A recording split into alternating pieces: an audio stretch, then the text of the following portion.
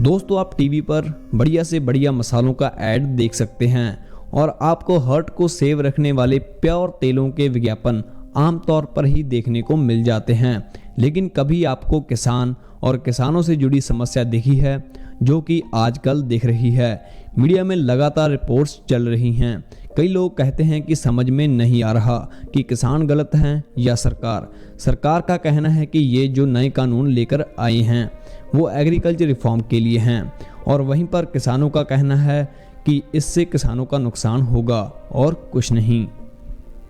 किसानों का कहना है कि ये सरकार की साजिश है जो मल्टीनेशनल कंपनियों के द्वारा कृषि का भी निजीकरण करने की, धन्ना सेठों के हाथ में किसानों की कम्बान संभालने की साजिश कर रही है।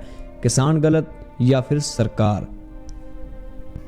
दोस्तों जिस देश में 86% से ज़्यादा किसान छोटे किसान हैं, उस देश में निजीकरण कितना बड़ा तूफान ला सकता है ये आप खुद समझ लीजिए। तो बने रहिए इस वीडियो में और खुद डिसाइड कीजिए कि किसान गलत हैं या सरकार।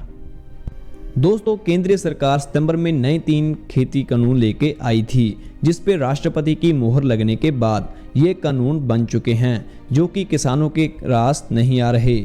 उनका कहना है कि इससे किसानों को नुकसान और निजी खरीदारों को फायदा होगा। किसानों को एमएसपी खत्म हो जाने का भी डर है। विभिन्न राज्यों के किसान और किसान संगठन लगातार तीनों कृषि कानूनों का विरोध कर रहे हैं, खासकर पंजाब हरियाणा के किसान।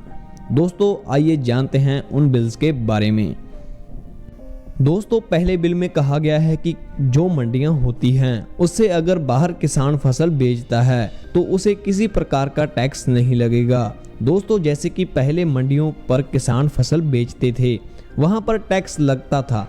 जैसे कि अगर आप पंजाब में कोई फसल बेचते हैं तो उस पर 8.85% टैक्स लगता था।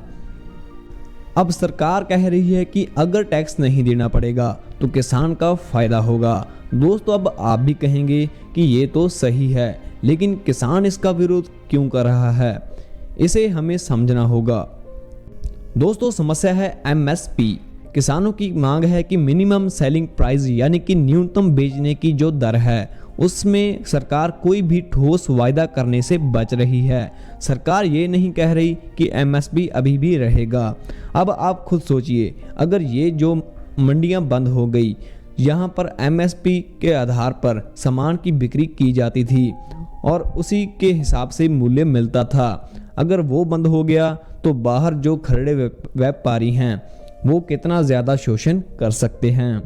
वो चाहें तो बोल सकते हैं कि 10 रुपए का सामान वो 7 रुपए में खरीदेंगे। तो क्या कर लेगा किसान, खासकर छोटा किसान क्या कर लेगा। दोस्तों दूसरे दोनों बिलों का भी किसान पूरी तरह से विरोध कर रहा है। तो आइए जानते हैं कि किसानों की अहम मांगें क्या है। दोस्तों सभी किसान तीनों खेती कानूनों को रद्द करने की मांग कर रहे हैं। किसानों को ये आशंका है कि लाए गए कानूनों से पूंजीपतियों को लाभ पहुंचाया जा रहा है और इसका नुकसान किसानों को होगा। और वहीं पर केंद्र सरकार अड़ी हुई है कि ना तो कृषि कानूनों को रद्द किया जाएगा और ना ही कोई बदलाव किया जाएगा। इन तीनों बिलों के साथ साथ किसान संगठन बिजली बिल 2020 को लेकर भी विरोध कर रहे हैं। किसानों का कहना है कि इससे फ्री बिजली की सप्लाई बिल्कुल खत्म हो जाएगी। किसानों की अगली मांग है जो खेती का अवशेष जलाने पर यानी कि पराली वगैरह, किसान को 1 साल की जेल और 1 करोड़ जुर्माना भरना होगा। अब आप यहीं पर सोचिए कि एक छोटा किसान पूरा साल मेहनत कर अपनी रोजी रोटी का इंतजाम करने वाला 1 करोड़ रुपया कहां से देगा।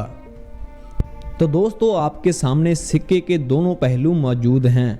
अब आप डिसाइड करिए क्या होना चाहिए, देश के किसानों के साथ किसान या कॉरपोरेटिव घराने। किसान सही है या सरकार।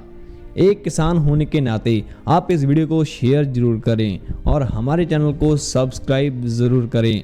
जय जवान जय किसान।